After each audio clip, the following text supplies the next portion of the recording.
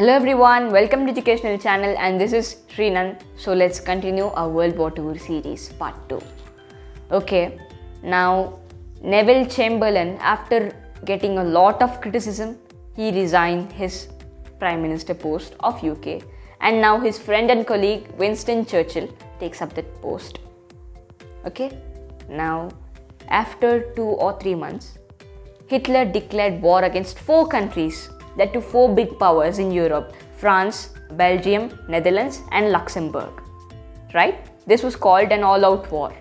All out in the sense, all these 4 powers will be gone and then he will have to face only 2 powers, which are Soviet Union and the British. Right? Now, knowing about this, the French had built a Maginot Line, which was a wall. It was like a fortress surrounding France in all directions except a few important ports, right? So it was surrounding France in all the important directions. Especially it was fortified 3 times against Germany itself, right? Now along this wall, German soldiers will not be able to enter, right? So they will not be able to enter through this wall, and there was no gate or something, right? They had to demolish this wall and enter. So it was that complex, right? It had a complex maze-like structure inside, so that even if you could enter, you cannot go through that wall, right? You will get stuck inside that wall forever. It was like that, right? French line up by the wall inside, right? Inside. And now this had occupied some of the other countries' borders also. So there was a small conflict going on with Luxembourg and France, and that was resolved also peacefully, right? Now 3 million Germans were sent by Hitler to occupy France, to capture France, and that was called the Battle of France, right? So those 3 million were divided into 3 parts, A, B and C, equally consisting members, right? Equal members. And now these were groups A, B and C. The group B will attack Netherlands and Belgium at the same time. But how is it possible? First they will attack Netherlands, they will capture their area and then go through Netherlands borders as disguising as slaves, right? They will disguise as slaves and they will enter Belgium. So they will capture there. And then after capturing Belgium, they will come inside France again by disguising as slaves. How?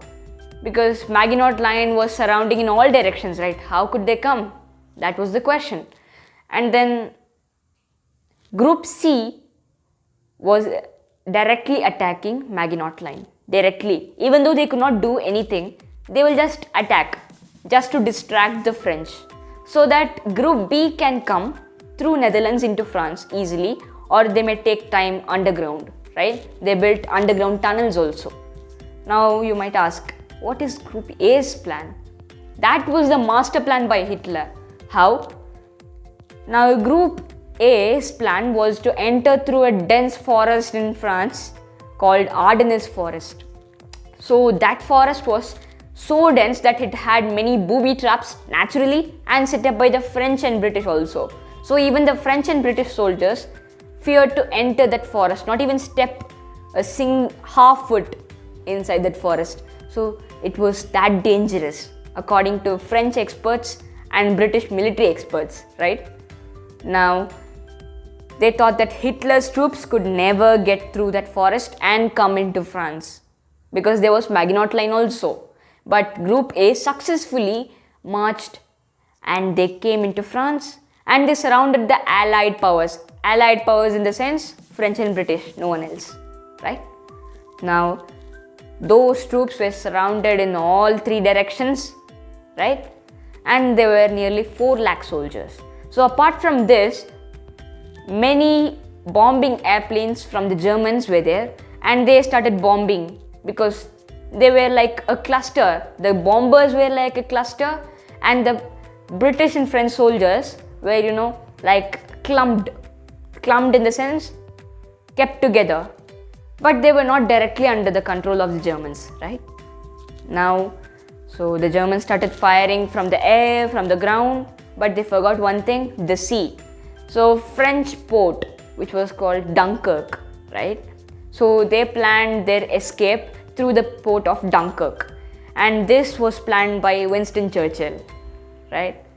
Now, what was this?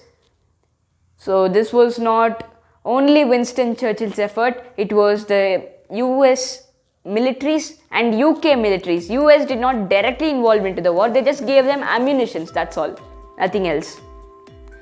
So UK's Air Force, they launched a counterattack against the bombers, and there were many fishermen also with large boats in the UK and near Dunkirk. You know, the French fishermen. So they also helped them to evacuate, and till date in military history in the world, this is the largest evacuation, and 3.5 lakh soldiers were rescued out of 4 lakh. So this was a pretty successful program, because if this did not happen, you know, many troops might have been killed, and it would have been a very big setback for the French and British. They might have even lost their countries, and we would have not been in the state in which we are there right now. So this was a very crucial evacuation, and we are going to learn about the remaining part in the next video. Thank you. Please make sure to like and subscribe. Thank you.